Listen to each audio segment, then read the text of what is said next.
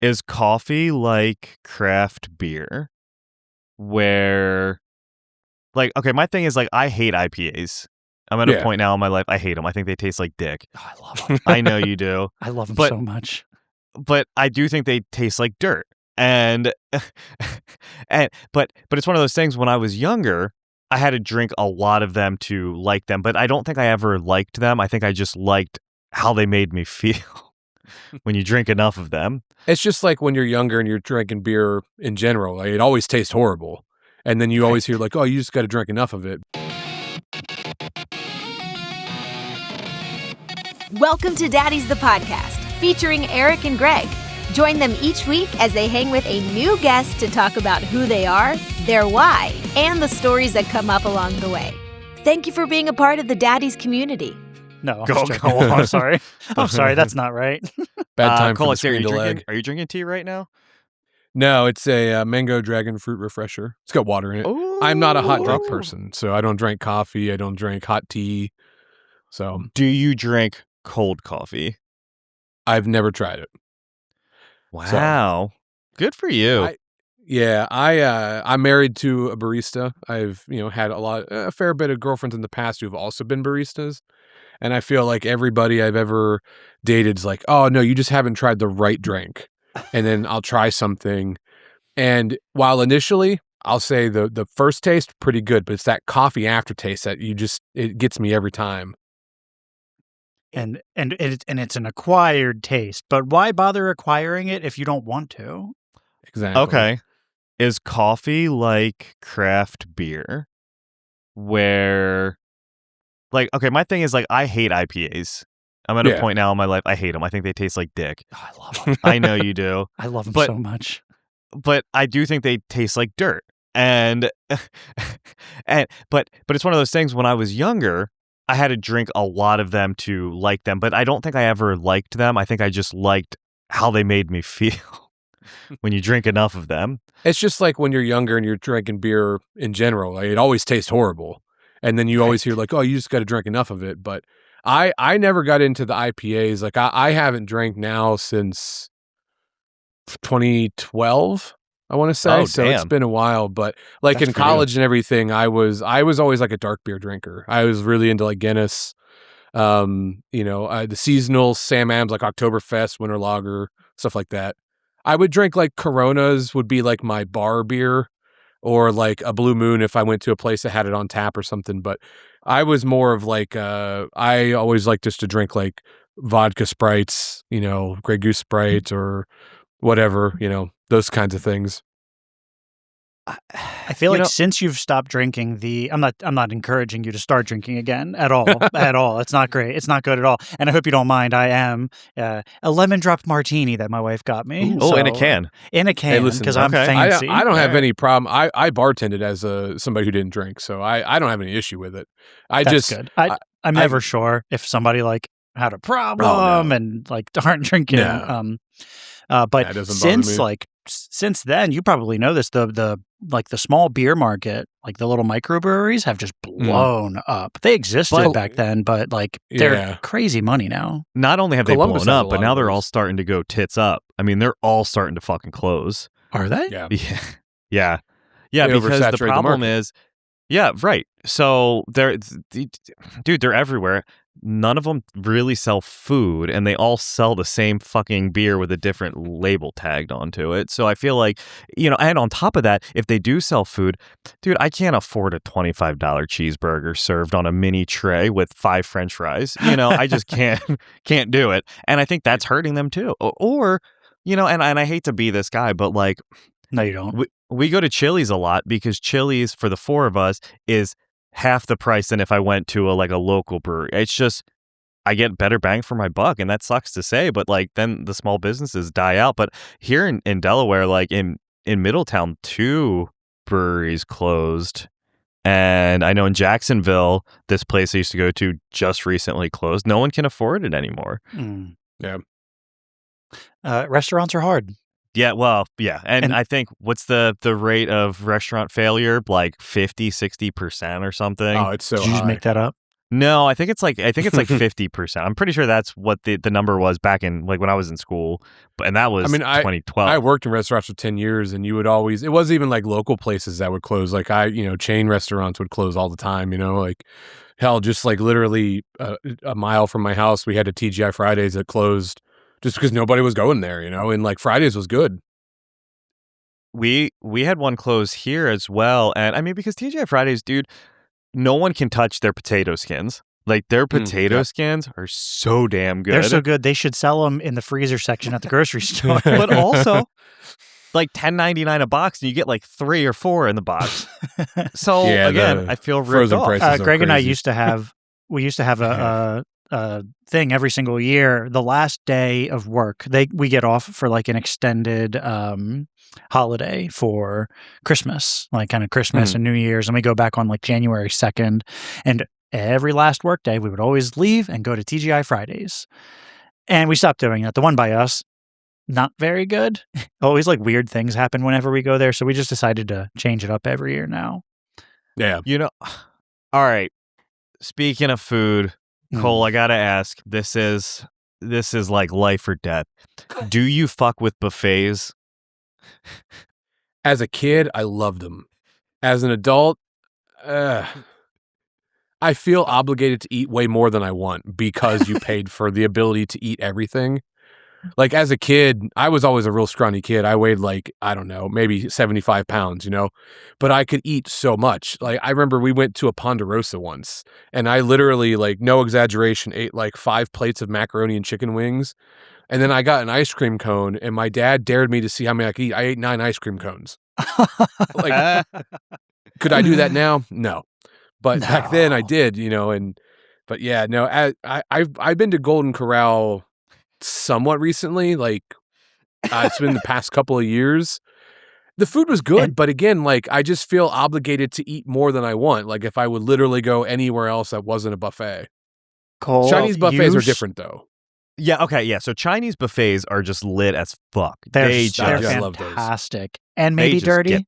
Oh yeah, I mean okay. They're so dirty. It's like going into that's what makes it great. It's going into the Waffle House though. You know what you're getting and you can't complain about it because you know exactly what you're walking into. The food's always lukewarm, but it's just it's so decent. I don't want to say it's amazing. It's just so decent that you just everything goes.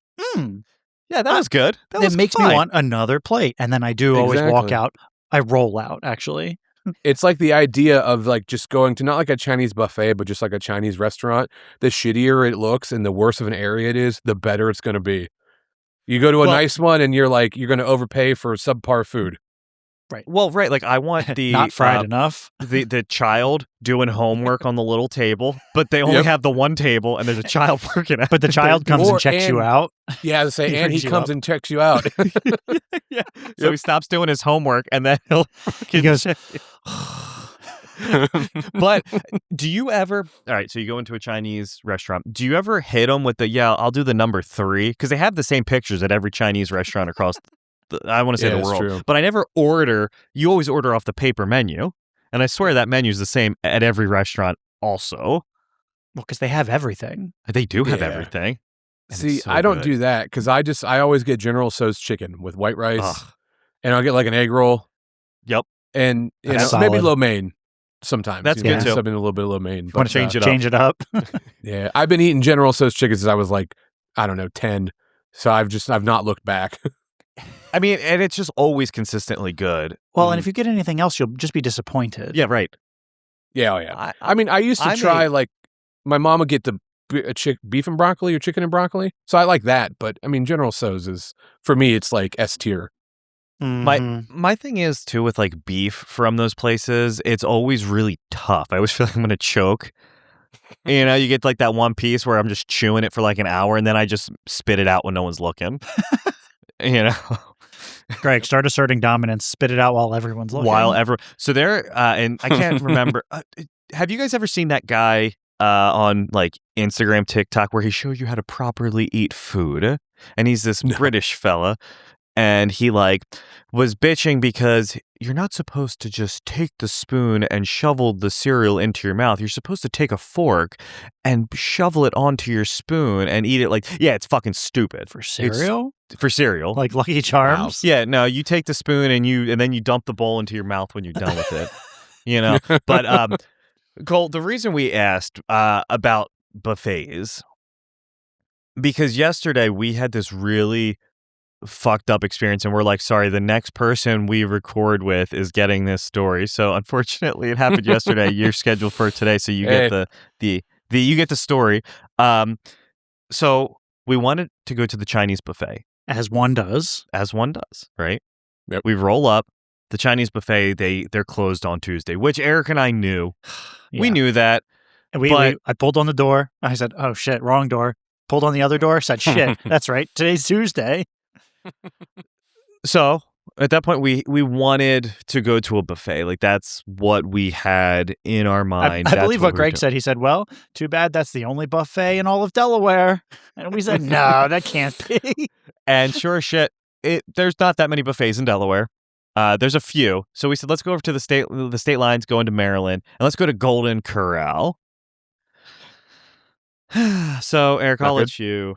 So we drive over there. It's like a 10-minute drive, and I can see Golden Corral. There's a big old sign right there. It's actually attached to a truck stop, Flying J. As they normally are.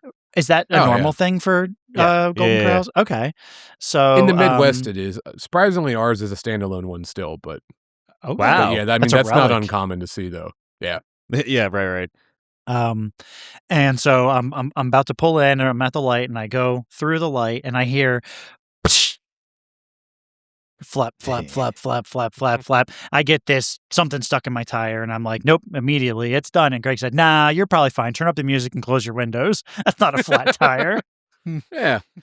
So I'm just like, fuck, god damn it. And you knew. I mean, knew, and you knew, and you knew Yeah, that I I knew. knew. Too. I was just trying to make you feel I better. know. So we park, and God, this I don't want to go off on too much of a tangent. This guy, we're at the car, and we're like looking at the tire, and he goes, flat tire? And I want to turn around to him and be like, why else would two dudes get out of a car and huddle around their tire? Like, yeah, no shit, dude. Yes, flat tire. And I think he was trying to be helpful, but he was like, I think he might have been homeless. Like, his van was wrecked and he had all his stuff in there. And I think he just wanted to talk to people. But anyway, we got all the specs from the tire, and we just went into the Golden Corral and started to get in tow truck stuff. So then we go into the Golden Corral, and Greg, thank you for lunch. Greg Yeah, said Greg sure. felt real bad for me, so he said he would treat. And we had a very nice lady named Tina checking us out. She said, "Oh, sweethearts, imagine the old lady, she's retired and she just does this for fun." That was Tina, and she was just so sweet and nice. She called you toots. Which Which made me yeah. feel really good. Yeah, I love right. that. It does not work when I do the same to any woman Yeah, you should not be calling women toots. or anybody for, Yeah, right. for that No matter. That's one not my should be- word. Yeah, right. And then so we get into the Golden Corral, and it's in anybody that's around here knows Elkton, Maryland is not a good. It's a shithole. It's a shithole. Yeah, Yes, yeah.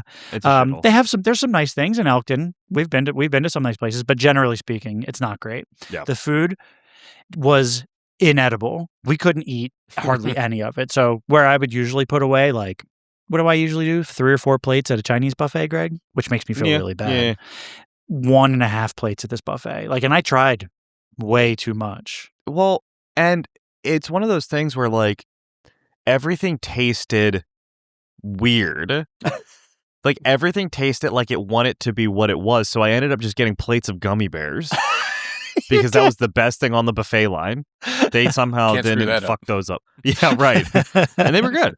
But holy shit. I mean, and it really has turned me off of now ever wanting to go to Golden Corral again. I mean, Old Country Buffet is dead. So that's a non-issue. But I just think buffets in general that aren't Chinese, trash. Craig, that I will sounds say racist. there's one. This was a couple years ago. My wife and I. So there's a place, an area in Ohio called Hocking Hills, and it's a big nature preserve thing. They got all kinds of cabins and things you can hike, all that good stuff, right? But it's kind of like pseudo in the middle of nowhere in Ohio, but it's near Amish country. So there's an Amish buffet that's like 15 minutes from it. We went there on the morning we were coming back home. So good. Oh my God, it was so good. So, I mean, I wouldn't say it's completely dead, but you're going to have to probably look. I agree, Wow, Cole. yeah, hold on. And we have one of those pretty close to us. It's called Shady Maple Smorgasbord. It's also an Amish run. It's in Pennsylvania. It's an Amish run buffet. And you're right. And Greg and I even said that. We were talking about that when we were on our way to we were Golden like, well, let's Corral. just go there, but it was an hour and a half drive, so that's not going to work for your lunch. No so that's buffet's worth that interesting. much. Yeah, right. No. I saw a YouTube video. I don't know why I get on these tangents where I'll just watch YouTube videos on things, and it said top 5 buffets in the world, and Shady Maple Smorgasbord was one of them. Really? Now, I don't know who commissioned that video or not, but The Amish commissioned it. yes, right. Yeah, right. That's so weird that all the best buffets are Amish. That's crazy. Yeah, so Cole, if you come through Pennsylvania, if you ever go into like Hershey Park, I've been there. swing by Shady Maple. For sure. My family is in the Pittsburgh area. Oh, okay. So Okay. I haven't been. My mom's originally from New York, from up in Rochester, so I haven't been that way in quite a while. But I mean, Yeah. I've been through there. I've been to Hershey. I've been to the park. I've been to the. I saw Jeff Dunham at the Giant Center there once. Oh, yeah. On, Okay. All right. It was on a Christmas tour, I think, is what it was. So That's awesome. I've never been to the Giant, like for a show, comedy, concert, anything. Is it nice? I'm assuming it's like every other Giant theater. yeah, it seems like it's arena. your run of the. Well, no, it's an arena. It's Arena, like yeah. pretty much like every run of the mill arena that's not like houses like a professional team. Like in Columbus, we have like Nationwide Arena, but that's where like the Blue Jackets play hockey. So, that one's, a little bit of an upgrade, but like, yeah, just like an arena that's kind of whatever use and maybe has like a, minor league sports team or something. No, it was pretty nice. Yeah, I guess it is fascinating that it isn't no teams play there, right? Like it's just for entertainment. Yeah. I mean, That's Because you think of Hershey's like, got we have they the got enough money. Xfinity Center where the 76ers and the Flyers play. And then we have the Link where the Eagles play. And then what's the Citizens other one? Bank. Yeah, where the Phillies play. Like, and those are all, but teams play there. Right. They were built for sports. Yeah, they're built for sports. And then they just double up as, Taylor Swift hubs. So, well, you know what? Speaking of music, that's kind of how we got introduced to you was through Chris. Yeah. And he was really talking you guys up when we had him on. So glad that we were able to.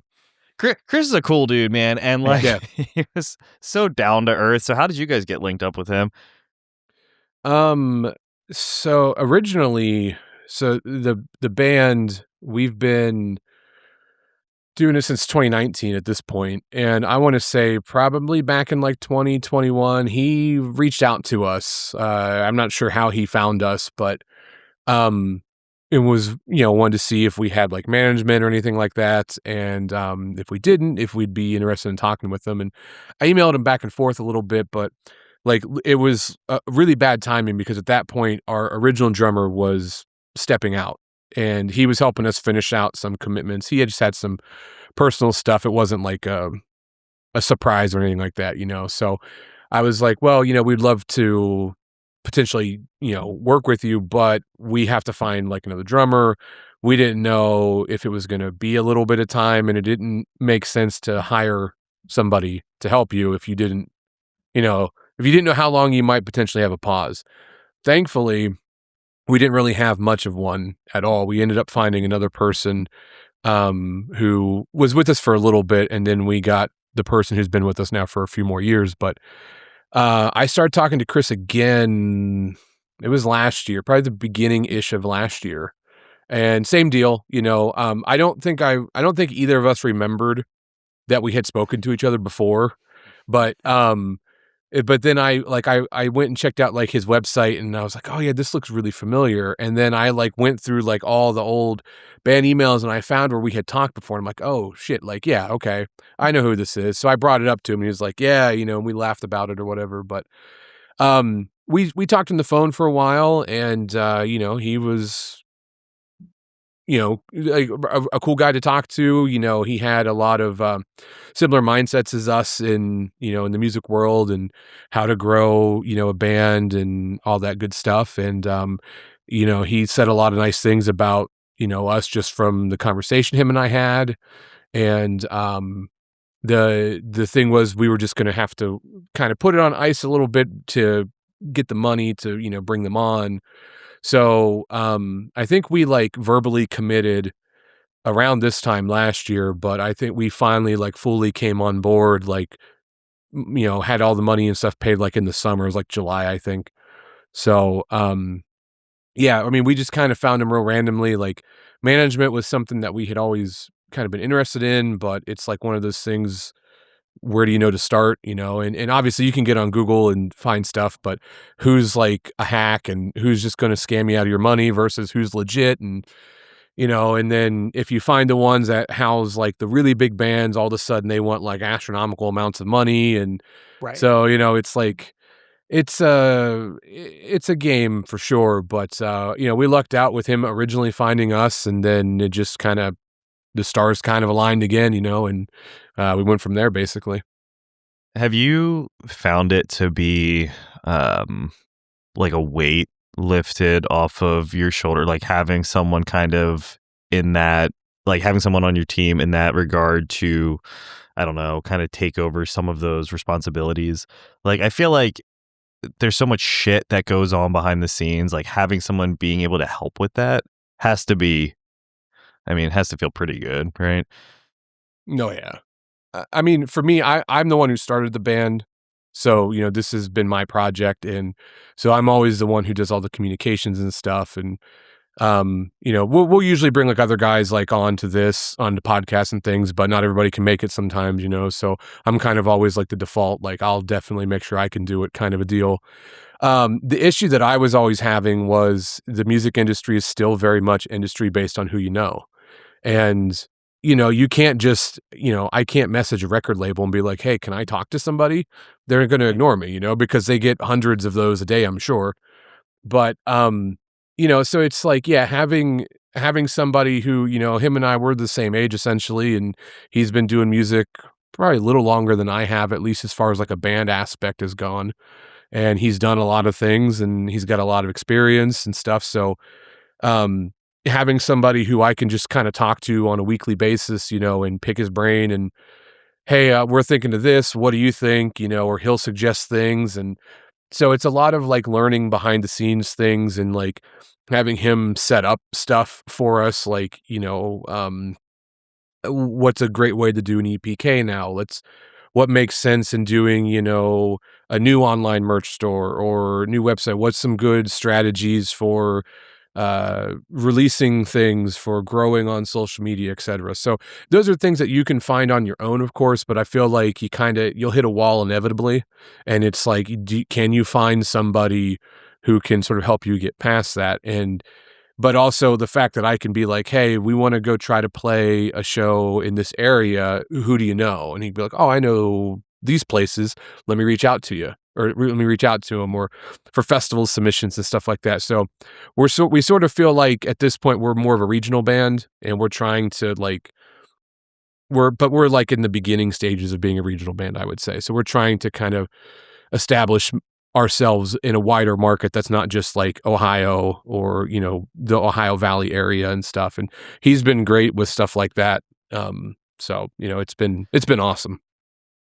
Yeah, I feel like the having someone who kind of has those connections, I feel like that was the hardest part for us when, and even now sometimes, like when we try to like break into a new area or niche or whatever, you know, right now we're trying to break into like the video game, like voice acting, production, music sector. And we just don't know anybody. And we don't know anybody. And that's hard for us because it's hard to, really, like, you have to get that one person.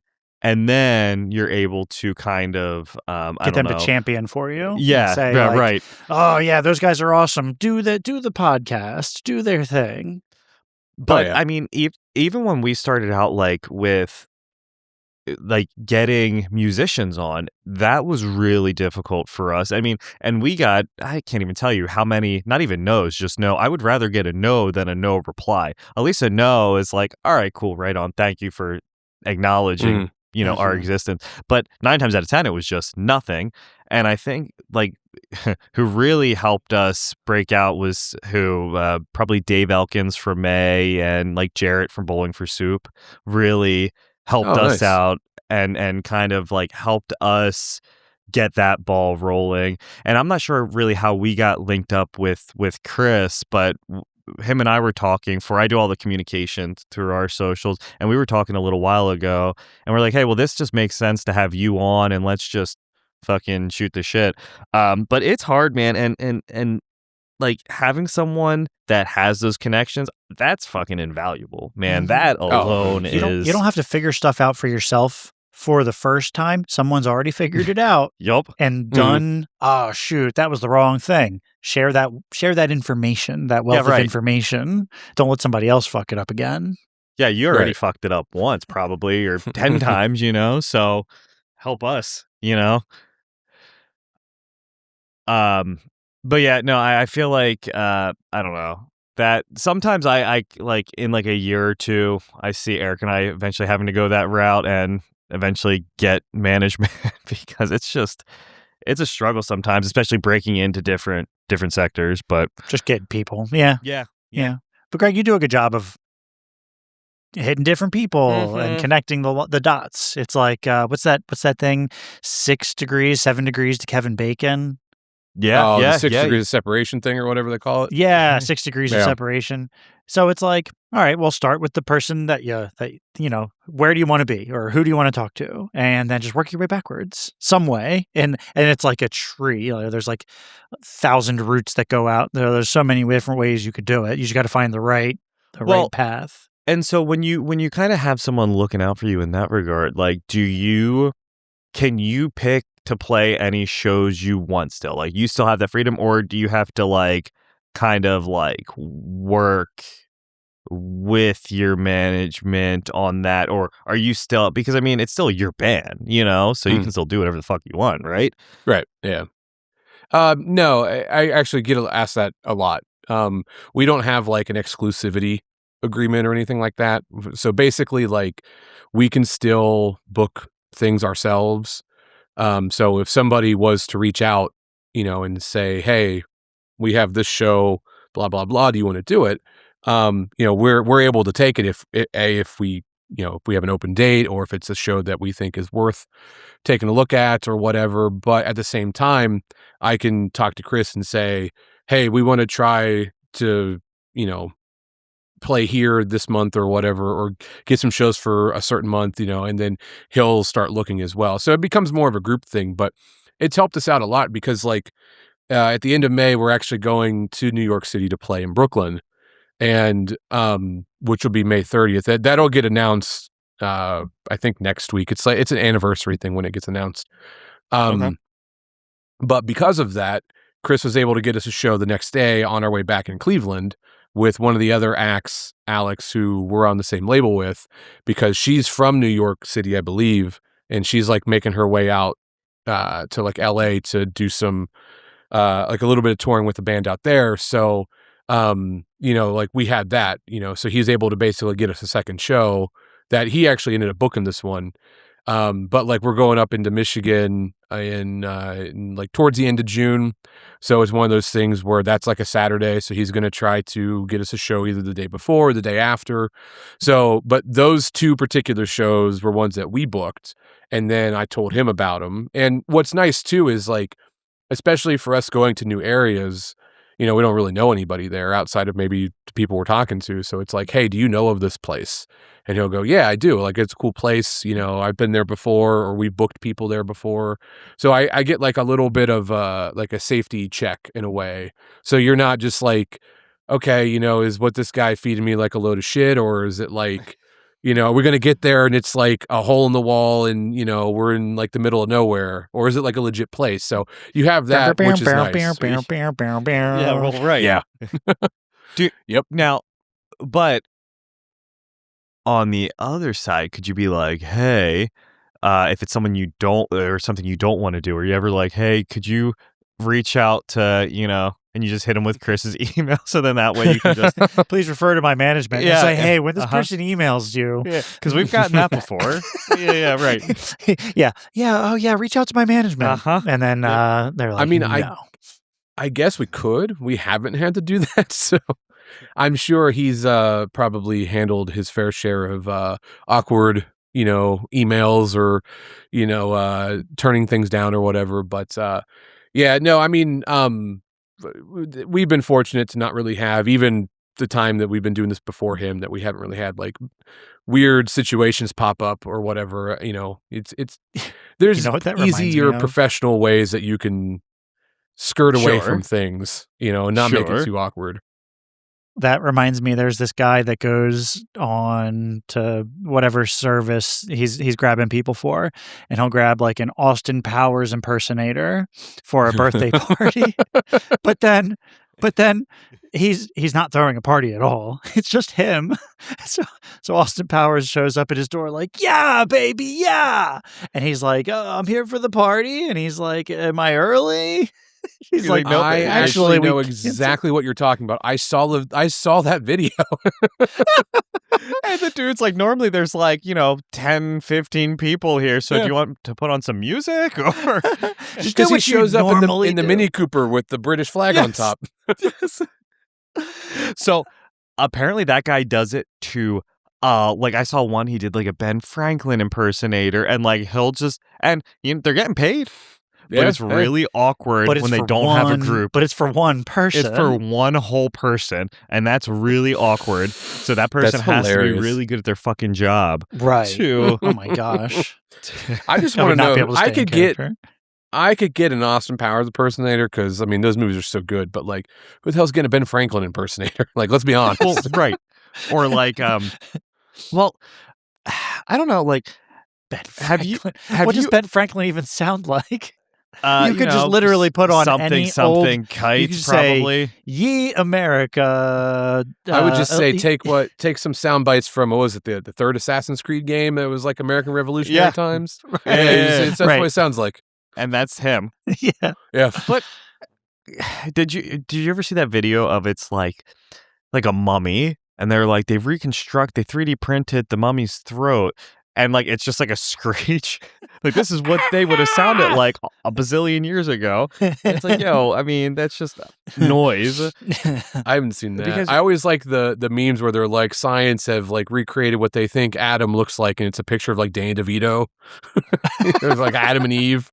They're like, he's the Or I first saw human one and ever. It was like Vin Diesel. Or no, I saw one and it was like Moses, but it was Moses as like Hulk Hogan. And it was like, let my Hell people yeah. go, brother. And that's why amazing. the internet, like that's like peak internet for me. That's when Oh, the yeah. internet is at its best. Mm, Yeah. So you guys have shows coming up. Do you have a good bit of shows coming up? I'm trying to pull up your Yeah. So, well, calendar we've now. got two that are currently announced. Yeah, okay. The first one is May 31st. That's at the Foundry in Cleveland.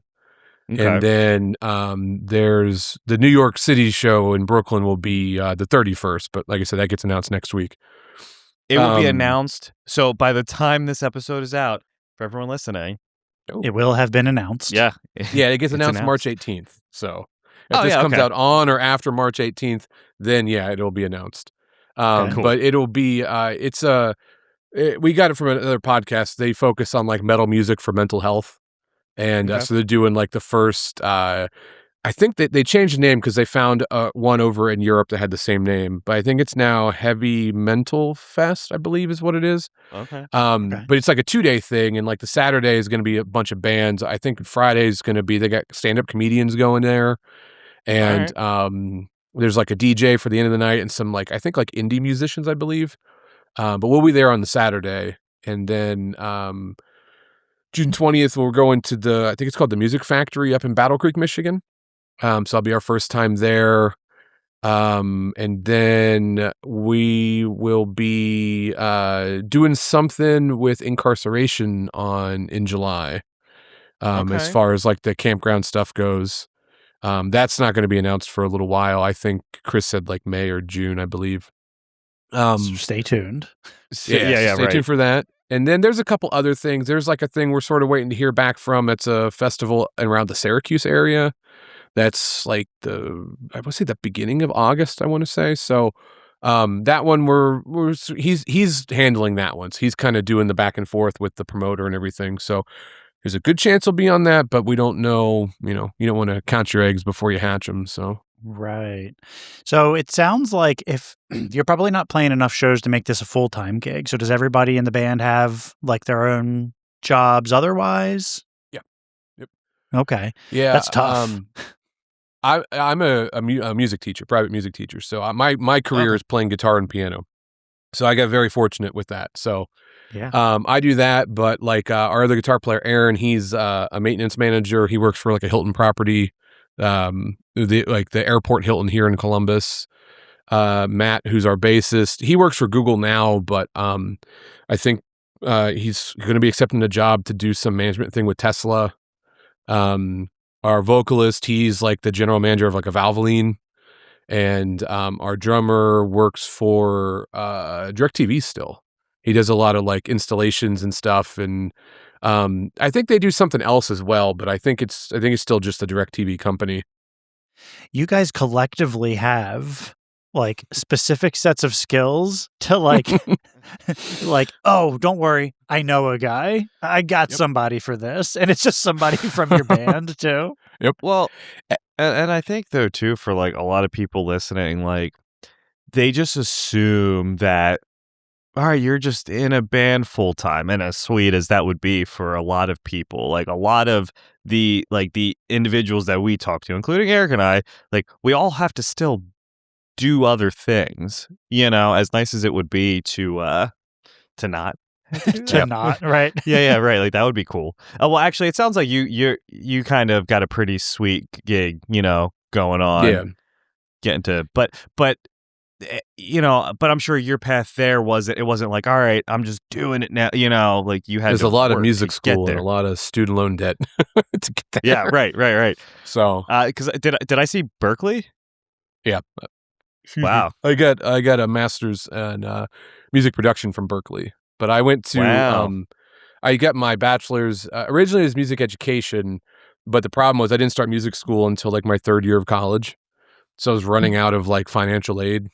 So I ended up switching to getting like a bachelor's in just guitar performance, essentially, from West Liberty University, which is in West Virginia. So it's like about almost an hour west of like WVU, so it's kind of that area, northern West Virginia.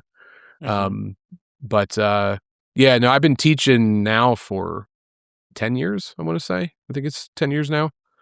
And I get to do a lot of other stuff. Like I've done like fill-in gigs where I'll, for money, or I'll get hired to help people write certain things or whatever. This year, one of the plans I'm doing is doing more kind of the freelance thing where like kind of like you go on Fiverr and hire somebody to compose a theme song for your podcast or your YouTube channel or whatever. I'm going to start doing a lot of that, but I'm going to also offer like a lot of ghostwriting stuff for people and kind of like help pre-production with things, since we've been recording now for, I don't know, man, 7 years at this point. Between that and like what I did with school, I want to kind of sort of help bands with that too. So I'll be kind of expanding what I do, but I did definitely luck out. It took a while to get there, but I don't feel like I'm actually working, which is nice. That's good. Well, and I feel like it's such a unique and valuable skill set. I mean, like I've gone on to Fiverr multiple times. Like when we were starting this show, looking for, like some video production stuff and like some theme song help. And where I think you'll do really well is, my issue was a lot of the people doing it, they weren't here in the USA. So like, the response time said like 5 to 7 days. And it's like, well, I don't necessarily have like 5 to 7 days to just hear back. You know, like I Right. understand the project's going to take however long it takes, but like I need communication. And I think a lot of people value like, all right, I'll pay a little bit more if I can at least talk to you and tell you what I'm thinking, what I'm feeling, not like, or like a lot of the individuals on there too, like no revisions or you get one. But then like if I don't get that open line of communication, then I'm not going to want to, you know, have any part of that. And I feel like that's definitely, well, because it's either like you pay somebody to do it for you or you go the AI route, and the actual person doing it route is going to have a better result. I mean, I don't know how you feel about the whole AI thing. I think it's a good tool, but I don't think it's the cure-all. It shouldn't be that some people- substitution for people actually doing the work.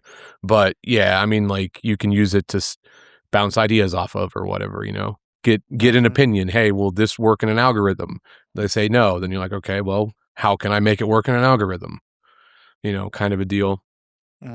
I used it. I had a bunch of old like demos I found from, I don't know, maybe 2003 that I recorded with like old band I had. It was, I mean, the shit was god awful, but I like the songs were like kind of like low key. I feel like they could have been good if we were older and better at that time. So I ran it through what is it? Suno. Yep. And I said, look, this is what I'm going for, you know, male vocals, like post-hardcore with a little hint of emo, but keep it at 80% of the old song. And that shit came out sounding pretty fucking fire. Yeah. I mean, it did. And like for things like that, it's really cool. But obviously, I'm not going to release those songs into they're like, it was just for me. Like, I just wanted to hear. You're not going to go on tour, Greg? Yeah. or just upload them as like a ghost band. Yeah. Well, I don't know if you saw this or doing not. That. Apple Music came out, I think last week, and said they're going to have a flag on there to tell people that what you're listening to is AI. Like if you're using that now. So how can they? Is there a way that they can differentiate that out from like? So if I just uploaded a song to what DistroKid or however you distribute music or whatever, and are they able to tell, or are you supposed to be honest when you're uploading and say this was AI?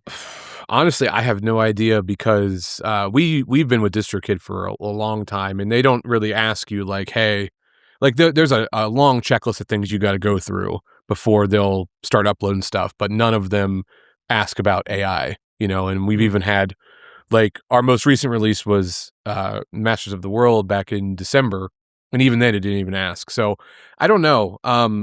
I know that like Spotify was having some issues where there were some bigger bands kind of popping up out of nowhere that everybody kind of thought were AI, but they didn't know, and it kind of turns out that they were. But I don't know how. I don't know if they use AI to check to see, because I know like on Twitter, like people ask Grok if this is AI, and Grok will tell you if it is or not. So I don't know how you're going to do it. I would assume there's maybe an option that you can say, hey, this is AI made.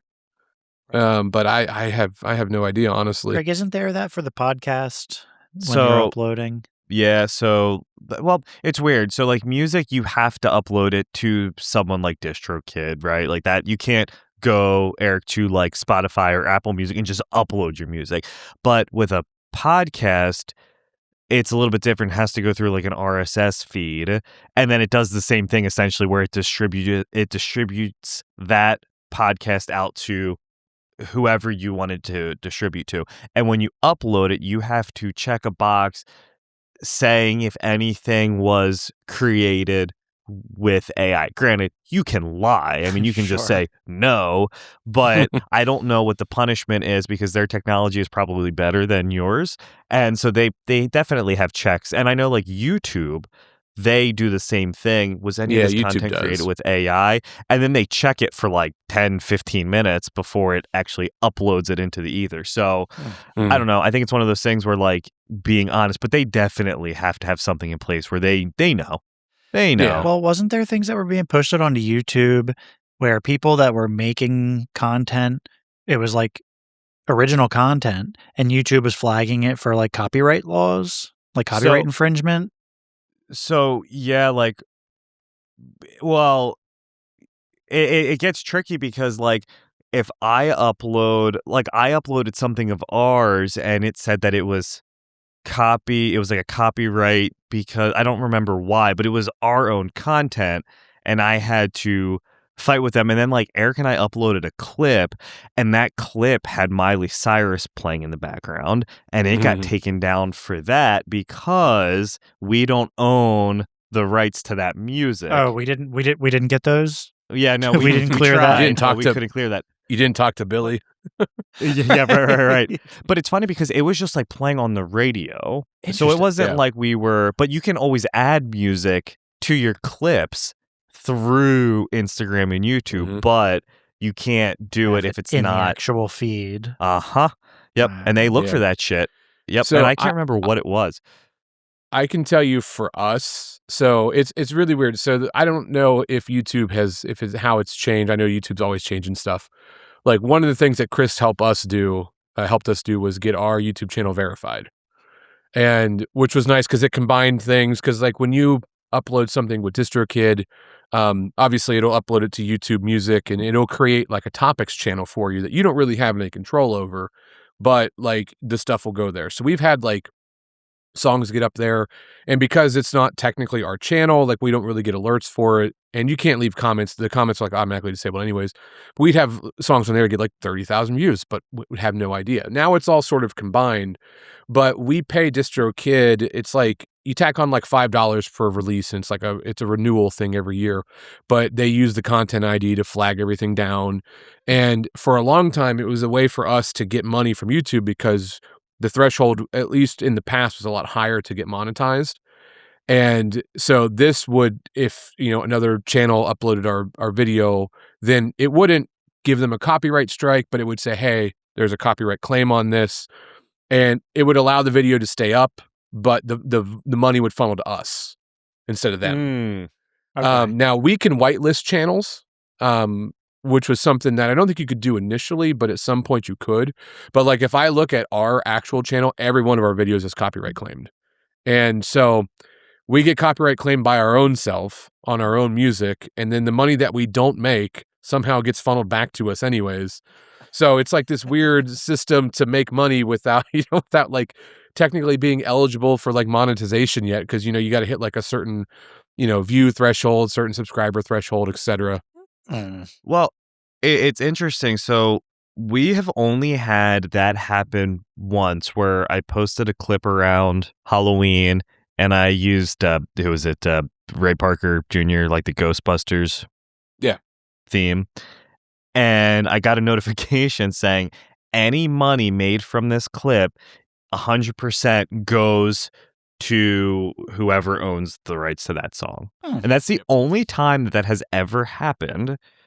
Because I'll put music typically behind every clip that I post. Right. But that time it like threw me off because I was like shocked that, and I don't know if that's automatic and it's probably something, I'm sure. I'm sure they weren't just browsing and said, wait a minute. This son of a bitch. Yeah, right. I own that song. Get him. Yeah.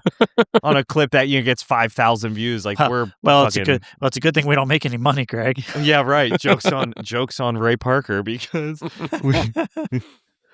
But yeah, I think he's doing okay. He'll be all right. Yeah. But that is interesting. And I did hear that YouTube is the most, like one of the best ways to make money is through YouTube over like Spotify, or I don't even know if Apple Music pays out, know how that works. I heard they're more friendly with it. I always see people, this is one of those like pet peeves I have. I always see people post things about how little like the streaming services pay. Now, granted, it's not the greatest. I think the best one is Tidal, which is like, I think more of a popular thing over like through Europe. But like when you go through a platform, you get put on all that stuff anyways. But here, globally, obviously Spotify is the general consensus is the big one.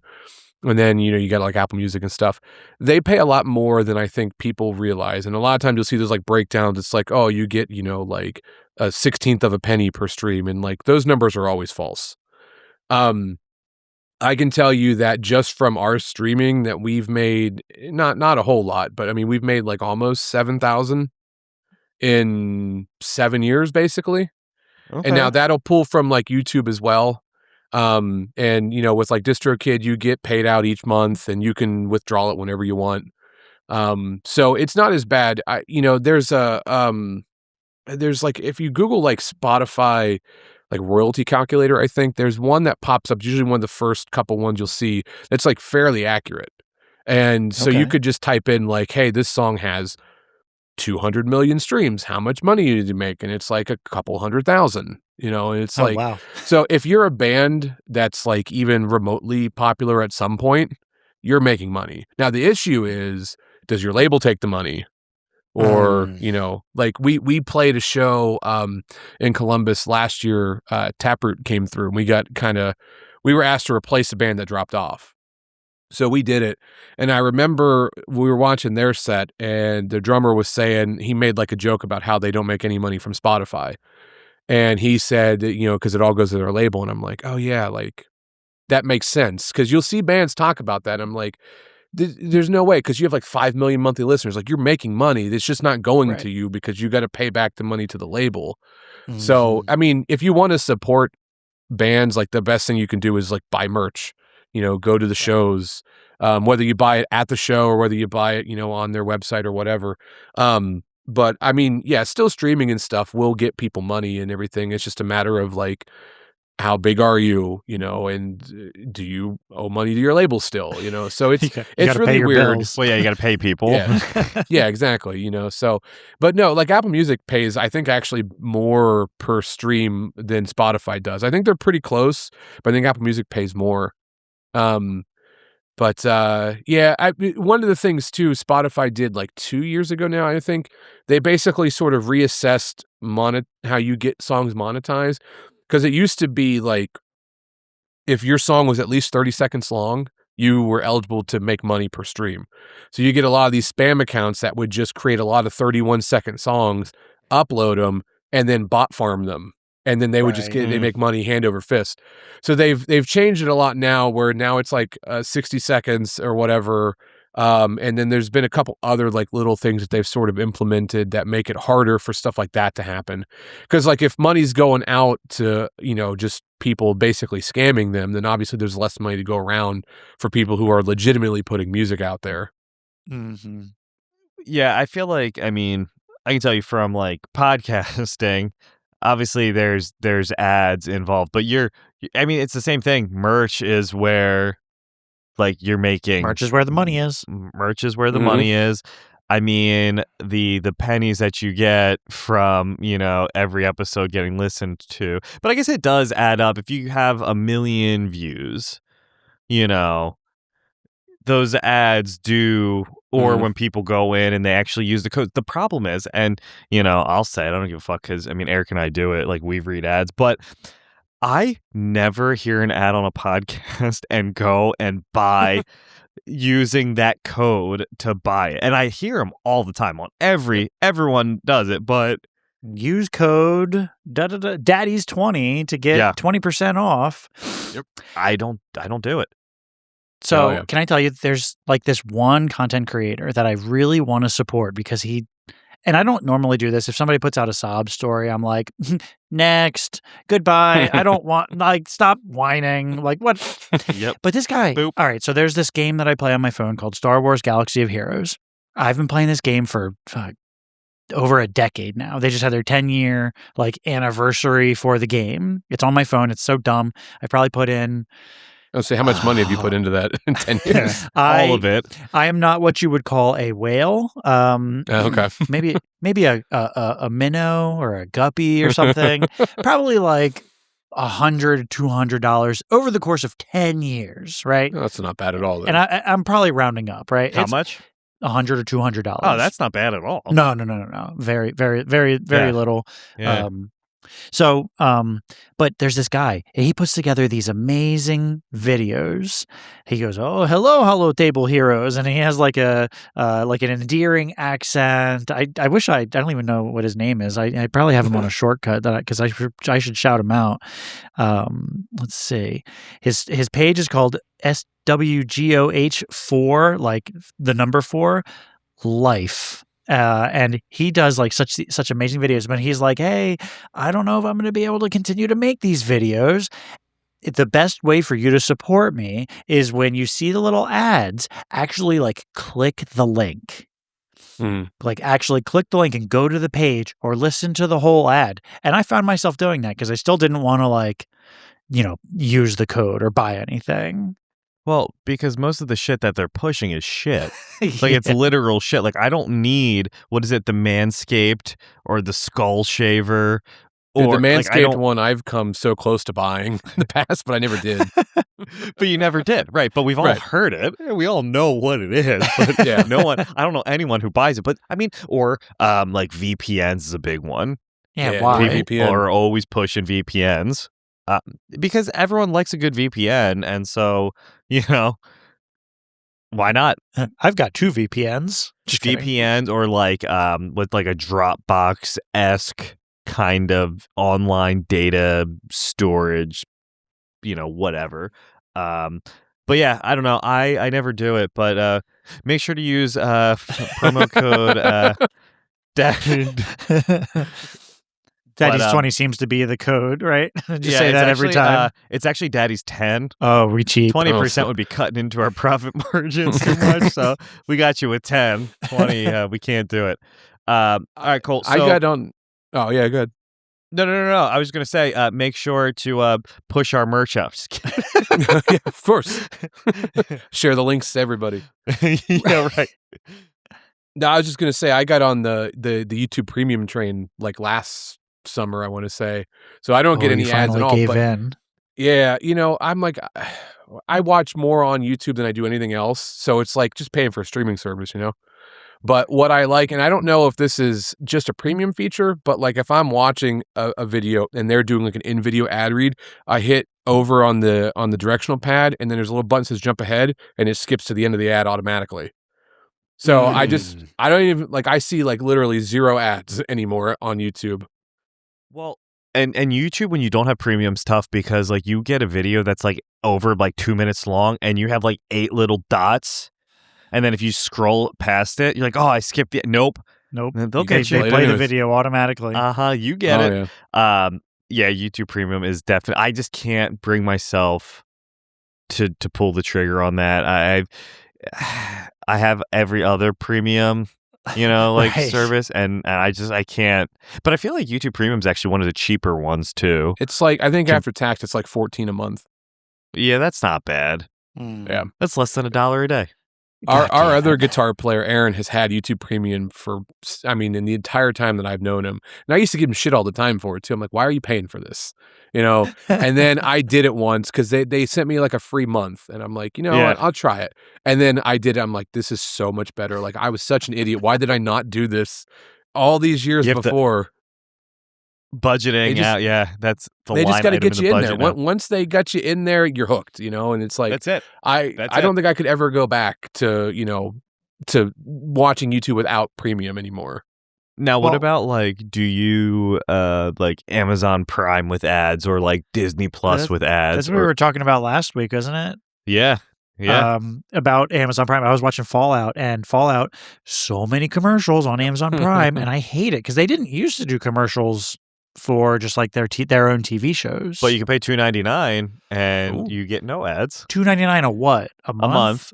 On top of whatever you're paying. It's already so fucking much. Yeah, I think I do the monthly. Like I pay monthly for Amazon Prime. I don't even do the yearly. It's just like $14.99 a month, and then. But that's how I do all of like Netflix, Hulu, Disney fucking Plus, HBO Max. Dude, it's more expensive than cable used to be, and it's ironic because you say, "Oh, we're gonna cut the cord. The cable saves cut some the money. cable," and it's just way more expensive now.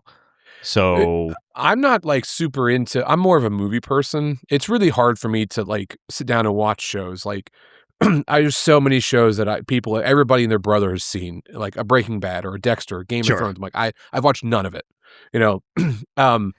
My wife, like when we first met, she had Hulu, she had Netflix. I have Hulu because I got this like grandfather deal still with Spotify, and it was like $10 a month, and it's Spotify and Hulu.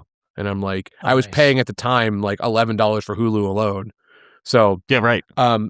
So yeah, she has all that stuff. So I don't really watch it a whole lot. We both have like Amazon Prime. I use it to watch Thursday Night Football. Other than that, I Sure. just buy Yeah. things with Prime. You know. So I mean, literally, like I did get Disney Plus back when it first started.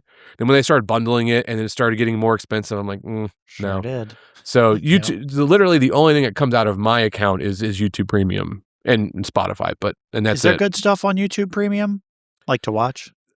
I don't watch. I mean, I watch the same shit I would watch without it, but I do see like in my home feed they'll be like, "Hey, you want to watch Tropic Thunder?"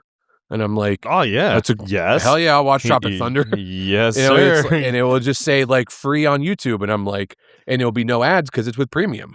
So That's so funny. Greg, I got my haircut today, so it involves a haircut story, which I'm pretty sure I've told on the podcast before. But the barber shop that I go to has this guy that no one wants to get their hair cut by because every time I walk out of it, so I walk in and okay, today is a great example. I walked in and there's 5 dudes, and I text my wife and say, "Hey, I'm not going to be home for like a while. There's only 2 barbers and there's 5 dudes sitting here." I've seen that video. Got the white couch. Everybody's in white. Right, they're all standing behind me. And I'm like, what the fuck is that? How many of you did it take to cut my hair? Just start getting ready. So fuck, you're gonna cut my hair. Fuck, you're gonna make me handsome. Anyway, so the guy gets out of his seat and he looks at all 5 of the guys and he goes to me and he goes, "My friend, hey."